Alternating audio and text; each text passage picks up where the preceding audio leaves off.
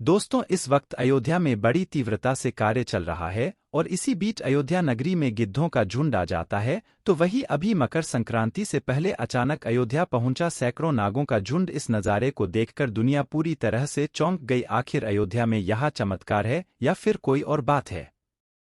मतलब जैसे जैसे प्राण प्रतिष्ठा की तारीख नज़दीक आ रही है, वैसे वैसे ही कई सारे अद्भुत चमत्कार दिनों दिन देखने को मिल रहे हैं। अभी फिलहाल कुछ दिन पहले अयोध्या नगरी में गिद्धों का झुंड आया था, जिनको जटायु कहा जाता है, और फिर भालुओं का झुंड भी अयोध्या नगरी में देखने को मिला, जिनको जामवंत जी का प्रतीक कहा जा रहा है। कहाँ जाए तो कुछ तो सच्चाई है कि इतने आश्चर्यजनक चमत्कार अयोध्या भगवान पुरुषोत्तम श्री राम जी की नगरी में हो रहे हैं।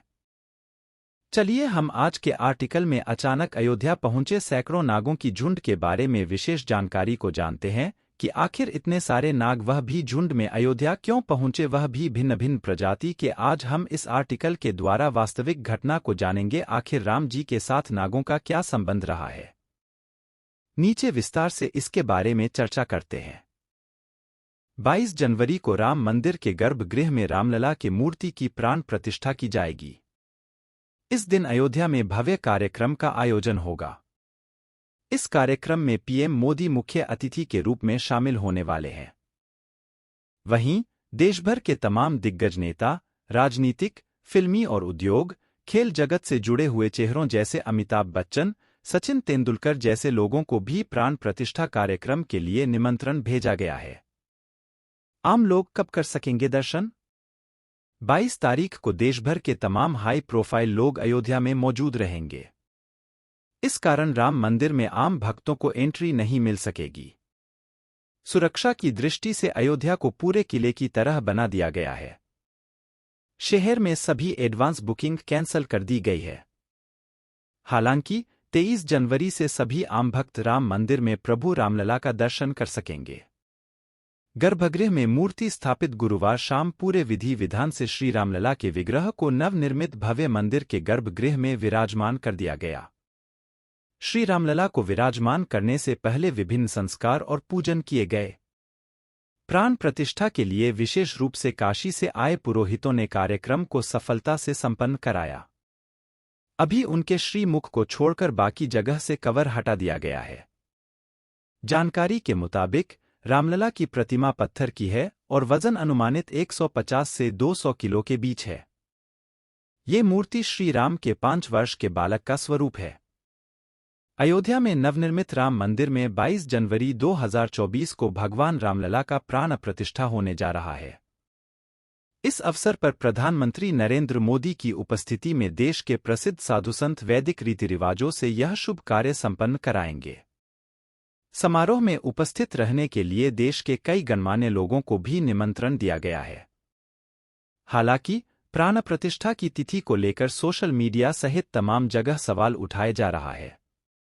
देश में कुछ ऐसे लोग भी हैं जो सवाल उठा रहे हैं कि 22 जनवरी 2024 को प्राण प्रतिष्ठा के लिए पर्याप्त मुहूर्त नहीं है। इसके बावजूद इस दिन मंदिर में भगवान रामलला की प्राण प्रतिष्ठा की जा रही है। वहीं कुछ लोग ऐसे भी हैं जिनका दावा है कि मंदिर का कार्य चूंकि अभी अधूरा है, इसलिए अधूरे मंदिर में भगवान की प्राण प्रतिष्ठा शास्त्र सम्मत नहीं है।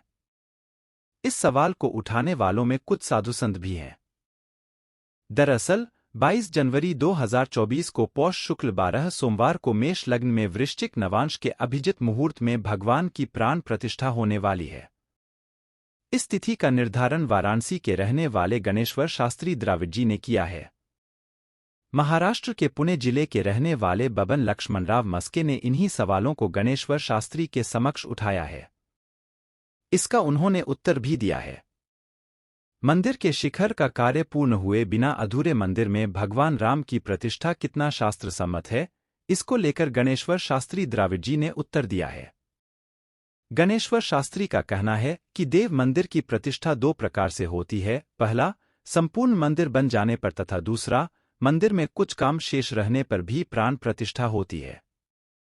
गणेश्वर शास्त्री द्राविड जी का कहना है, और जहां पर संपूर्ण मंदिर बन जाने पर देव प्रतिष्ठा होती है, वहां गर्भगृह में देव प्रतिष्ठा होने पर मंदिर के ऊपर कलश प्रतिष्ठा सन्यासी के द्वारा की जाती है। कलश प्रतिष्ठा गृहस्थ के द्वारा नहीं होती। गृहस्थ के द्वारा कलश प्रतिष्ठा होने पर वंशक्षय, वंश का नाश होता है। मंदिर का पूर्ण निर्माण हो जाने पर देव प्रतिष्ठा के साथ मंदिर के ऊपर कलश प्रतिष्ठा होती है। जहां पर मंदिर पूर्ण नहीं बना रहता, वहां देव प्रतिष्ठा के बाद मंदिर का पूर्ण निर्माण होने पर किसी शुभ दिन में उत्तम मुहूर्त में मंदिर के ऊपर कलश प्रतिष्ठा होती है। गणेश्वर शास्त्री आगे कहते हैं, अलोक व्यवहार में एक मंजिल भवन बनने पर भी वास्तु शांति करके लोग गृह प्रवेश करते हैं। बाद में गृह का ऊपरी भाग बनता है। पूर्ण भवन बनने पर ही वास्तु प्रवेश होगा, ऐसा नहीं कहा जा सकता। देव मंदिर देवगृह है, उसमें उक्त नियम लागू होगा। अयोध्या के राम मंदिर में प्रतिष्ठा के पूर्व वास्तु शांति, प्रस्तुत बलिदान एवं ब्राह्मण भोजन होने वाला है। 22 जनवरी 2024 की तिथि को प्राण प्रतिष्ठा योग्य बताते हुए गणेश्वर शास्त्री आगे कहते हैं, मंदिर के दरवाजे लग गए हैं। गर्भगृह पूर्ण रूप से शिलाओं द्वारा ढका गया है। उसमें राम प्रतिष्ठा करने में कोई दोष नहीं है।